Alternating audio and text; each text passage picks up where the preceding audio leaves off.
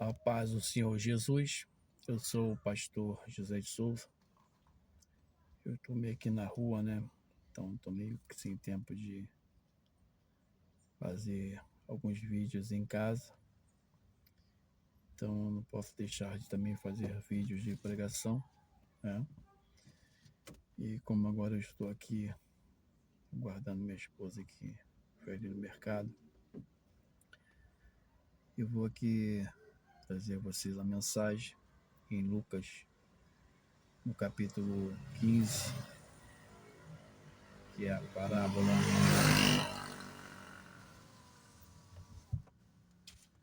do filho pródigo. Lucas 15, no versículo 11. Fechando aqui um pouco os vidros também por causa do barulho da rua, que estou dentro do carro, para inibir um pouco o barulho também da rua. Diz assim a palavra de Deus. Ele disse: Um certo homem tinha 2 filhos, e o mais moço deles disse ao pai: Pai, dá-me a parte da fazenda que me pertence. E ele repartiu por eles a fazenda. E poucos dias depois, o filho mais novo, ajuntando tudo, partiu para uma terra longínqua, e ali desperdiçou a sua fazenda, vivendo dissolutamente. E havendo ele gastado tudo, houve naquela terra uma grande fome, e começou a padecer necessidade. E foi e chegou-se a um dos cidadãos daquela terra, o qual o mandou para os seus campos a apacentar porcos. Ele desejava encher o seu estômago com as bolotas que os porcos comiam, e ninguém lhe dava nada. E caindo em si, disse: Quantos trabalhadores de meu pai têm abundância de pão, e eu aqui pereço de fome. Levantar-me-ei e irei ter com meu pai, e dir-lhe-ei: Pai, pequei contra o céu e pequei perante ti. Já não sou digno de ser chamado teu filho. Faze-me como um dos teus trabalhadores. Glória a Deus. No versículo 24, porque este meu filho estava morto e reviveu, tinha se perdido e foi achado, e começaram a alegrar-se. E o seu filho mais velho estava no campo, e quando veio e chegou perto de casa, ouviu a música e as danças. E chamando um dos servos, perguntou-lhes que era aquilo. E ele lhe disse: Veio teu irmão e teu pai matou o bezerro cevado, porque o recebeu são e salvo. Mas ele se indignou e não queria entrar. E saindo o pai, estava com ele. Mas respondendo ele, disse ao pai: Eis que te sirvo há tantos anos, sem nunca transgredir o teu mandamento. E nunca me deste um cabrito para alegrar-me com os meus amigos. Vindo, porém, este teu filho, que desperdiçou a tua fazenda com as meretrizes, mataste-lhe o bezerro cevado. E ele lhe disse: Filho, tu sempre estás comigo, e todas as minhas coisas são tuas. Mas era justo alegrarmos-nos e regozijarmos-nos, porque este teu irmão estava morto e reviveu, tinha se perdido e foi achado. Muitos, né, muitos pregadores atentam muito para a parte do jovem, né, que saiu de casa, esbanjando, né, toda a sua herdade ali, e depois ele vai e cai na real, né, que verdadeiramente ali na fazenda do seu pai a grandeza de, né, mantimento, e tão somente ele voltando poderia, né, se instalar ali e comer, né, uma comida bem melhor do que aquelas bolotas dos porcos que ele queria comer. Mas o que me atenta muito a essa passagem, né, é que você observa que o filho que ficou, o filho obediente, o filho que procurava agradar seu pai, ele ficou indignado. Ele ficou indignado por quê? Porque isso tem acontecido muito nas igrejas. Isso tem acontecido muito dentro dos lares, né? Sempre nós temos aquele filho que ele se esforça mais para nos agradar, ou até mesmo para agradar a si próprio, porque quando nós passamos conhecimento aos nossos filhos, quais são esses conhecimentos? Todos os nossos filhos, eu tenho dois, né? Um rapazinho de 20 e uma menina de 22. Então a gente procura passar para eles o quê? Boa conduta, né? Caráter, né? Dignidade, né?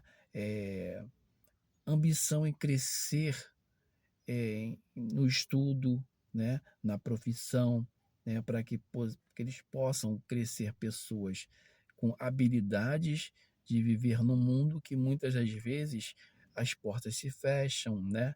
Os amigos são aqueles amigos falhos, aqueles amigos falsos, né? Que a amizade não é tudo, né? Então a gente vai ensinando várias coisas, né? Para o crescimento, para que aquela pessoa que nós ali geramos possa ter um entendimento e ao mesmo tempo uma habilidade para poder sobreviver, né? A tudo que vai passar durante o seu período de vida, né? Do seu nascimento até o seu dia de morte, né? Nós vamos ali analisando tudo, mostrando o conhecimento de tudo, né? Colocando tudo em pauta. E a gente pode observar que a gente acaba, sem querer, gostando mais ou dando mais atenção àqueles que erram, àqueles que tropeçam, àqueles que são falhos, né? Sempre tem aquele ditado popular, né? Tem uma ovelha negra no meio da família, tem uma ovelha negra no meio da igreja, né? Mas a gente às vezes para de atentar para aquele irmão, para aquela irmã que verdadeiramente às vezes não está nem buscando elogio, não está nem buscando, como se diz, aplausos, né? Como é que se fala? Méritos. Não, elas estão ali se esforçando porque elas nasceram para isso, né? Elas foram formadas desde o ventre de seus pais, né? Ali de sua mãe e de seus pais, para poder o quê? Ser uma pessoa de caráter, uma pessoa obediente, uma pessoa zelosa, uma pessoa produtiva, né? Então, aquelas pessoas, elas estão ali e às vezes a gente nem observa esse tipo de pessoa. A gente nem observa que verdadeiramente elas só querem o quê? O que que elas querem? Talvez um olhar, talvez um abraço, talvez um dizer obrigado por ter feito isso, né? Então, às vezes a gente para e acaba fazendo com que toda a membresia, toda a casa, ela seja destruída por faltar ali aquele momento que nós poderíamos estar ali, dando atenção também a esses tipos de pessoas. Porque quando o pai diz: bom, meu filho, você sempre esteve aqui comigo, você sempre esteve ao meu lado, mas será que em algum momento esse pai fala assim: meu filho, eu sei que você está aqui comigo, eu sei que você está aqui ao meu lado. Olha como é bom você estar comigo, meu filho. Né? Não é porque o teu outro irmão saiu, que teu irmão é pior do que você. Não, para mim vocês dois são iguais. Mas, tipo assim, eu fico agradecido a Deus, porque verdadeiramente você teve, assim, uma visão melhor do seu futuro. Você teve uma visão melhor do que poderia ser bom para você e bom para mim também. Porque com certeza eu sei que você está me vendo aqui sofrendo porque teu irmão saiu de casa. Eu sei que você está aqui me vendo sofrendo porque o seu irmão não escolheu, é, é, assim, entender qual era a natureza do que eu ensinava a ele. Mas você não verdadeiramente, você conseguiu conquistar essa habilidade, você conseguiu conquistar essa visão ampla do que seria o melhor, não somente para você, mas para todos aqueles que estão ao seu redor. Então, hoje eu reconheço meu filho isso, hoje eu reconheço meu irmão isso, hoje eu reconheço minha irmã isso. É sempre assim, você tem que mostrar às pessoas que verdadeiramente que estão ao seu lado ali, ombro a ombro, caminhando junto com você, que verdadeiramente elas têm valores. Porque isso tem derrotado muitos lares, isso tem derrotado muitas igrejas e qualquer tipo de serviço, né, de trabalho. Às vezes ali o companheiro de trabalho não tem aquele reconhecimento pelo patrão, o patrão nunca demonstrou assim um reconhecimento pelo trabalho daquele funcionário que não é como é que se fala?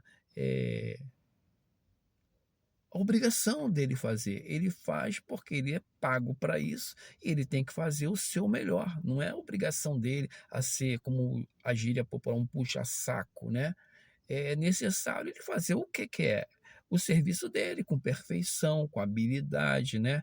Procurando sempre não denegrir a imagem tanto dele quanto da empresa que ele trabalha, correto? Então eu acho assim, eu penso assim, que as pessoas têm que valorizar mais aquelas pessoas que andam com elas, que verdadeiramente elas se dispõem a estar ali lado a lado, sempre protegendo, sempre ajudando, sempre fazendo o seu melhor. Não é porque ela faz, sua obrigação. Não, não é sua obrigação. Em partes, é a sua responsabilidade. A sua obrigação é, entendeu? Mas num sentido figurativo que ela também precisa de ter valor, ela precisa de ser reconhecida. E isso me chamou muita atenção, porque você vê que aquele filho, aquele irmão, né, ele podia também se alegrar com seu irmão voltando, mas ele até se alegrou, mas num sentido figurativo de que, poxa, meu irmão fez tanta besteira. E quando volta, em vez de ser repreendido, ser ali, talvez até castigado, né? Porque olha só, poxa, ele pegou tudo que tinha, saiu, não quis saber se o pai ia gostar, se o pai ia sofrer, sei lá, ou alguma coisa ruim poderia lhe acontecer. Não, ele não estava preocupado com nada, ele só queria viver a vidinha dele. Esqueceu que tinha um irmão, esqueceu que tinha um pai, ou talvez a Bíblia não fala sobre a mãe, mas de repente também cada mãe, né? A verdade é essa. Mas aquele filho, ele saindo, não estava nem aí para nada. Então, aquele sentido figurativo dele ali, ele falou: Poxa, calma aí, se meu filho não está nem aí para gente, por que, que a gente vai amar ele dessa forma? Lógico que temos que sempre amar os nossos familiares, temos que sempre amar os nossos irmãos em Cristo, temos que sempre amar qualquer tipo de pessoa. O próprio Jesus, ele nos deixa bem claro: nós não temos que amar aqueles que nos amam, nós temos que amar até aqueles que nos odeiam, até os nossos inimigos. Mas no sentido figurativo de que nós não podemos também menosprezar aqueles que têm nos ajudado, aqueles que têm andado lado a lado com a gente, aqueles que são obedientes quando nos é mandado fazer alguma coisa. Jesus ele até dá um exemplo na palavra, ele fala: um certo pai tinha dois filhos, a um ele disse, faze isso, e o filho falou, pai, farei, vou fazer sim, pai. Mas, segundo a palavra de Deus diz, ele não fez, né? E aí disse para o outro, meu filho, você vai fazer isso? Pai, não vou fazer não.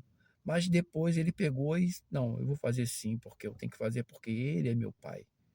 Então nós temos que saber separar as coisas, saber discernir entre o que é certo, o que é errado e demais coisas. Não, nunca menosprezar aqueles que têm valor. Aqueles que têm valor têm que ser reconhecido em todo o tempo. É essa mensagem que eu deixo a vocês nessa tarde. É essa mensagem que eu deixo para vocês neste canal. É esta mensagem que eu deixo para vocês para que vocês tenham, assim, uma habilidade maior de reconhecimento. Reconhecer aqueles que andam junto com vocês. Eles, às vezes, você parece, não preciso falar nada, não preciso agradar, não preciso, sei lá, falar uma palavra de ânimo, de carinho, não, porque ele está sempre aqui, é uma pessoa muito legal. Mas eu acho que não tem cabimento nenhum ficar elogiando ele.